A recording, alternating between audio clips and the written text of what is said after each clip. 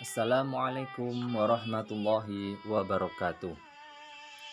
Anak-anakku, pada pagi hari ini kita akan belajar tentang hal-hal yang membatalkan sholat. Di antara hal-hal yang membatalkan sholat adalah satu, tidak mengerjakan salah satu rukun sholat. Misalnya, kita tidak membaca surat Al-Fatihah, maka sholat kita batal. Karena apa? Karena bacaan surat Fatihah tadi merupakan salah satu rukun sholat. Jadi jika kita tidak membaca surat Fatihah, maka sholat kita batal. Yang kedua, berbicara selain bacaan sholat dengan sengaja. Misalnya, kalian ketika dalam sholat saling ngobrol satu sama lain dengan teman, nah itu berarti membatalkan sholat. Maka hati-hati ketika kita sholat, yang kita baca ya tentunya semua bacaan-bacaan yang ada dalam sholat. Selain itu jangan kita baca atau kita berbicara selain bacaan yang ada dalam sholat, jangan sampai ya, karena hal itu bisa membatalkan sholat. Yang ketiga adalah banyak bergerak selain gerakan sholat dengan berturut-turut. Misalkan kita melambai-lambaikan tangan kita setelah rukuk sampai 7 kali atau 10 kali, lah itu lebih dari 3 gerakan, itu bisa membatalkan sholat kalian. Maka hati-hati ketika kita bergerak, ya kita lihat secukupnya saja, jangan sampai berlebihan. Karena kalau kita bergerak lebih dari 3 kali, itu bisa membatalkan sholat. Yang keempat adalah hadas kecil atau besar. Ini saya contohkan, misalkan ketika kita dalam sholat, kita kok kentut. Nah, kentut adalah salah satu dari hadas kecil. Maka sholat kita batal karena kita sudah kentut di tengah-tengah sholat. Yang kelima adalah terkena najis.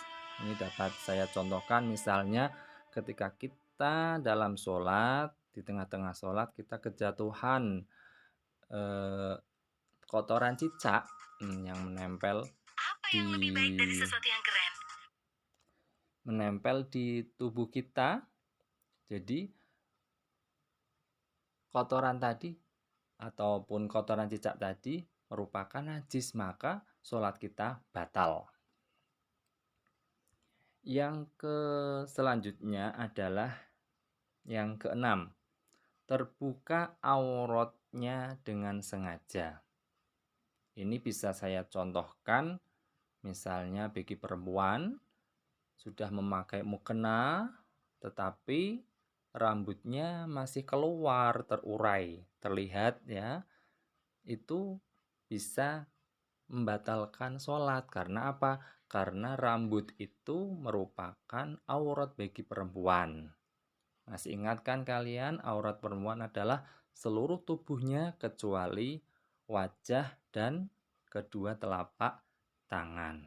Itu aurat bagi perempuan. Makanya jangan sampai terbuka auratnya dengan sengaja. Kalau terbuka dengan sengaja, maka hal tersebut bisa membatalkan sholat.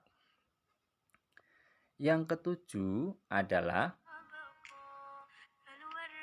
makan atau minum meskipun sedikit. Ya, makanya kenapa ketika kita mau berwudu disunahkan untuk berkumur. Hal tersebut supaya sisa-sisa makanan yang ada di mulut kita benar-benar bersih. Ya. Mungkin alangkah baiknya kita sikat gigi dulu ya sebelum berwudu supaya benar-benar bersih mulut kita itu dari sisa-sisa makanan. Yang kedelapan adalah yang membatalkan sholat, niat keluar dari sholat. Di tengah-tengah sholat kok kita belum selesai, kita kok keluar sholat, niat keluar sholat, maka sholat kita batal. Itu ya anak-anak ya. Yang kesembilan adalah membelakangi kiblat atau tidak menghadap kiblat. Contoh, kita sholatnya menghadap ke arah timur, atau kita sholatnya menghadap ke arah selatan.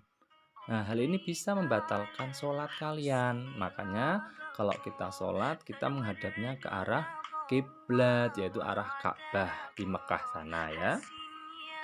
Yang terakhir, hal yang membatalkan puasa adalah tertawa berlebihan. Lah, ini misalkan ketika kita atau kalian sholat terus di depannya ada sesuatu yang bikin kita tertawa, itu hati-hati. Kalau kita tertawanya berlebihan, maka sholat kita atau sholat kalian batal ya, karena kalian tadi tertawanya berlebihan.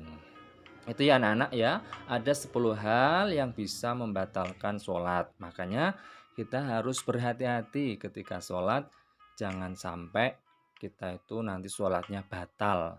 Kita harus menjaga sholat kita supaya sempurna dari awal takbiratul ihram sampai akhir salam. Ya, itu ya anak-anak tentang hal-hal yang membatalkan sholat fardu. Selanjutnya kita akan belajar tentang bacaan ruku. Ayo, sudah tahu ya, bacaan ruku itu adalah apa? Tentunya kalian sudah tahu dan mengerti, karena hal ini sudah kalian baca setiap kalian sholat. Nah ini ya bacaannya, mari kita baca 3 kali, karena bacaan ruku ini dibaca ketika kita ruku, bacaannya dibaca sebanyak 3 kali ya. Subhana rabbiyal azimi wa bihamdih. Subhana rabbiyal azimi wa bihamdih. Subhana rabbiyal azimi wa bihamdih. Ini bacaan ruku. Selanjutnya adalah bacaan iktidal. Iktidal adalah salah satu dari rukun sholat yang dilakukan atau gerakannya itu setelah kita bangun dari ruku. Nah, apa itu yang dibaca ketika dalam iktidal? Rabbana lakal hamdu mil'us samawati wa mil'ul ardi wa mil'u ma syi'ta min syai'im ba'du. Itu bacaan yang dibaca ketika kita iktidal. Ya. Selanjutnya adalah bacaan sujud. Tentu kalian sudah hafal dan sudah terbiasa membacanya. Bacaan sujud ini dibaca sebanyak 3 kali. Subhana rabbiyal a'la wa bihamdih. Subhana rabbiyal a'la wa bihamdih. Subhana rabbiyal a'la wa bihamdih. Selanjutnya anak-anak, bacaan duduk di antara 2 sujud. Ini juga kalian sudah terbiasa membacanya. Ya, yang dibaca adalah apa? Ya ini. Rabbighfirli warhamni wajburni warfa'ni warzuqni wahdini wa'afini wa'fu anni. Ini dibaca ketika kita atau kalian duduk di antara 2 sujud. Ya. Anak-anak, pelajaran pada pagi hari ini alhamdulillah sudah selesai. Semoga apa yang saya sampaikan tadi bermanfaat ya. Akhirnya saya tutup materi pembelajaran pagi hari ini dengan bacaan hamdalah alhamdulillahirabbil alamin. Saya akhiri. Assalamualaikum warahmatullahi wabarakatuh.